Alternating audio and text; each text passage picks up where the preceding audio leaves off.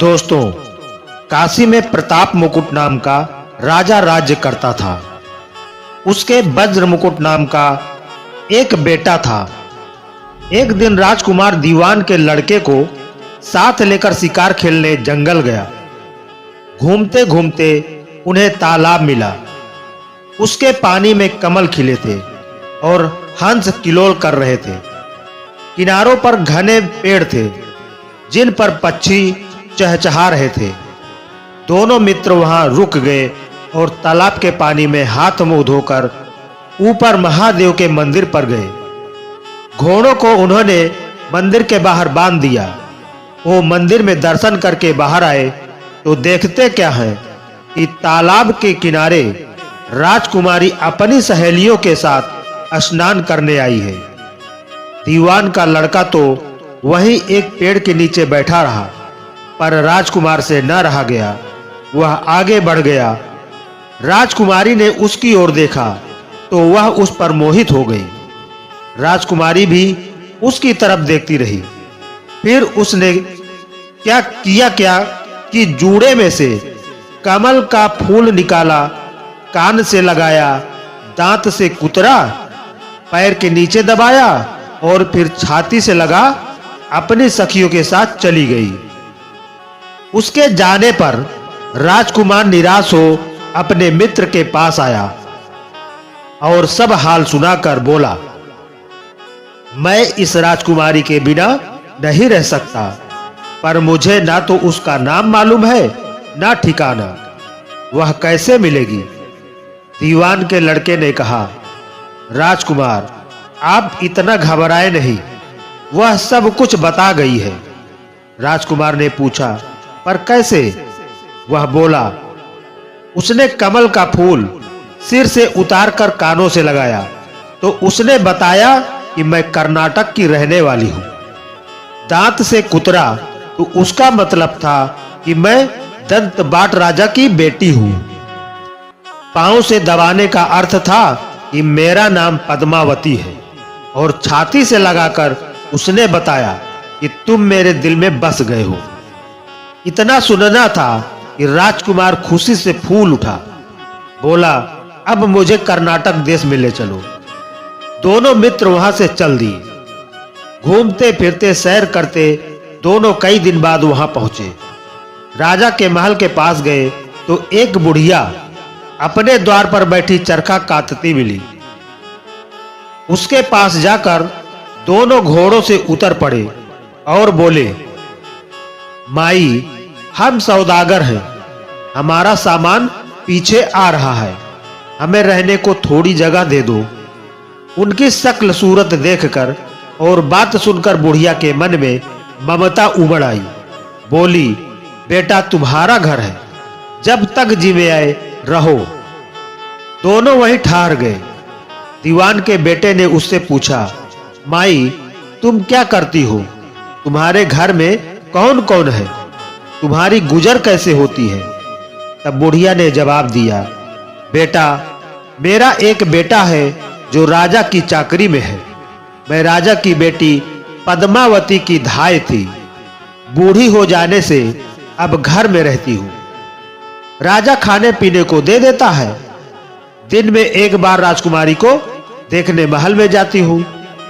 राजकुमार ने बुढ़िया को कुछ धन दिया और कहा, माई, कल तुम वहां जाओ तो राजकुमारी से कह देना कि जेठ सुदी पंचमी को तुम्हें तालाब पर जो राजकुमार मिला था वह आ गया है।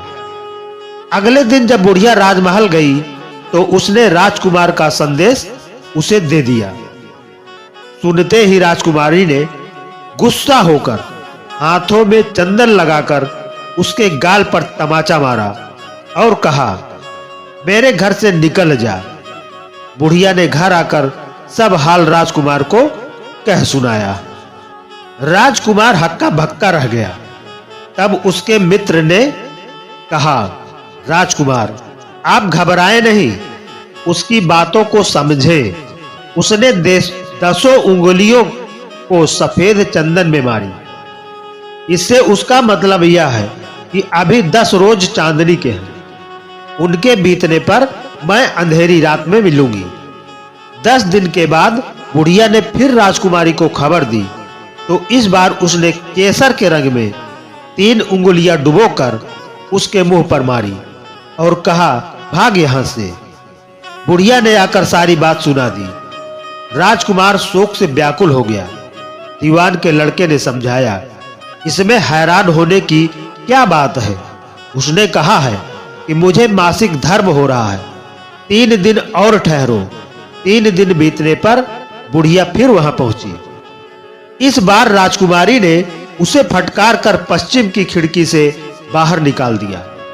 उसने आकर राजकुमार को बता दिया। सुनकर दीवान का लड़का बोला, मित्र, उसने आज रात को तुम्हें उस खिड़की की राह बुलाया है। मारे खुशी के राजकुमार उछल पड़ा। समय आने पर उसने बुढ़िया की पोशाक पहनी, इत्र लगाया, हथियार बांधे। दोपहर रात बीतने पर वह महल में जा पहुंचा और खिड़की में से होकर अंदर पहुंच गया। राजकुमारी वहां तैयार खड़ी थी। वह उसे भीतर ले गई। अंदर के हाल देखकर राजकुमार की आंखें खुली की खुली रह गई। एक से एक बढ़कर चीजें थी। रात भर राजकुमार राजकुमारी के साथ रहा।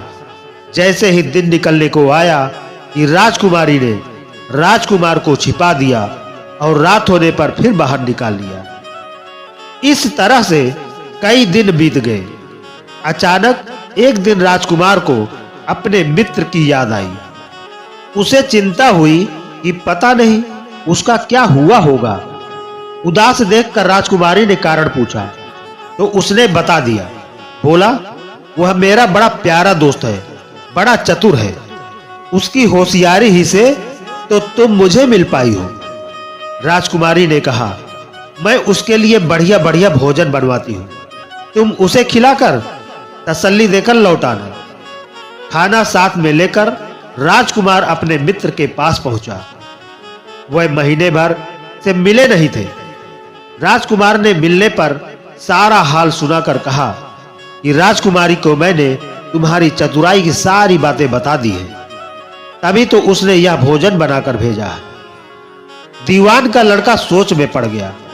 उसने कहा, यह तुमने अच्छा नहीं किया। राजकुमारी समझ गई कि जब तक मैं हूं वह तुम्हें अपने बस में नहीं रख सकती, इसलिए उसने इस खाने में जहर मिलाकर भेजा है। यह कहकर दीवान के लड़के ने थाली में से एक लड्डू उठाकर कुत्ते के आगे डाल दिया।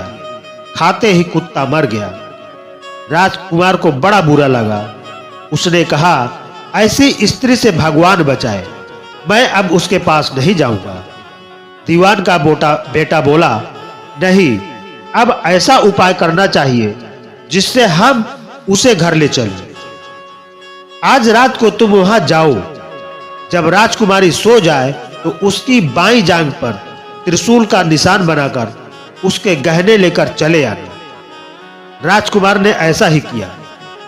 उसके आने पर दीवान का बेटा उसे साथ ले योगी का भेष बना मरघट में जाकर बैठा और राजकुमार से कहा कि तुम एक गहने लेकर बाजार में बेच आओ। कोई पकड़े तो कह देना कि मेरे गुरु के पास चलो और उसे यहां ले आना। राजकुमार गहने लेकर शहर गया और महल के पास एक सुनार को उन्हें दिखाया। देखते ही सुनार ने उन्हें पहचान लिया और कोतवाल के पास ले गया। कोतवाल ने पूछा तो उसने कह दिया कि ये मेरे गुरु ने मुझे दिए हैं। गुरु को भी पकड़वा लिया गया। जब राजा के सामने पहुंचे तो राजा ने पूछा, योगी महाराज, एक गहने आपको कहां से मिले? योगी बने दीवान के बेटे ने कहा, महाराज, मैं मसान में काली 14 को डाकनी मंत्र सिद्ध कर रहा था कि डाकनी आई। मैंने उसके गहने उतार लिए और उसकी बाईं जांघ में त्रिशूल का निशान बना दिया। इतना सुनकर राजा महल में गया और उसने रानी से कहा कि पद्मावती की बाईं जांघ पर देखो कि त्रिशूल का निशान तो नहीं है। रानी ने देखा तो था। राजा को बड़ा दुख हुआ। बाहर आकर वह योगी को एक ओर ले जाकर बोला, महाराज, धर्मशास्त्र में खोटी स्त्रियों के लिए क्या दंड है? योगी ने जवाब दिया, राजन, ब्राह्मण, गौ, स्त्री, लड़का और अपने आश्रय में रहने वाले से कोई खोटा काम हो जाए तो उसे देश निकाला दे देना चाहिए। यह सुनकर राजा ने पद्मावती को डोली में बिठाकर जंगल में छुड़वा दिया। राजकुमार और दीवान का बेटा तो ताक में बैठे ही थे। राजकुमारी को अकेली पाकर साथ ले अपने नगर में लौट आए और आनंद से रहने लगे।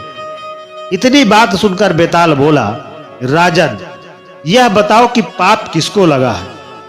तब राजा ने कहा, पाप तो राजा को लगा। दीवान के बेटे ने अपने स्वामी का काम किया। कोतवाल ने राजा को कहना माना और राजकुमार ने अपना मनोरथ सिद्ध किया। राजा ने पाप किया, जो बिना विचारे उसे देश निकाला दे दिया। तो दोस्तों, आपको यह कहानी कैसी लगी कमेंट करके जरूर बताएं। वीडियो को लाइक करके ज्यादा से ज्यादा शेयर करें और अभी तक हमारे चैनल को सब्सक्राइब नहीं किया है तो प्लीज सब्सक्राइब कर लें। धन्यवाद।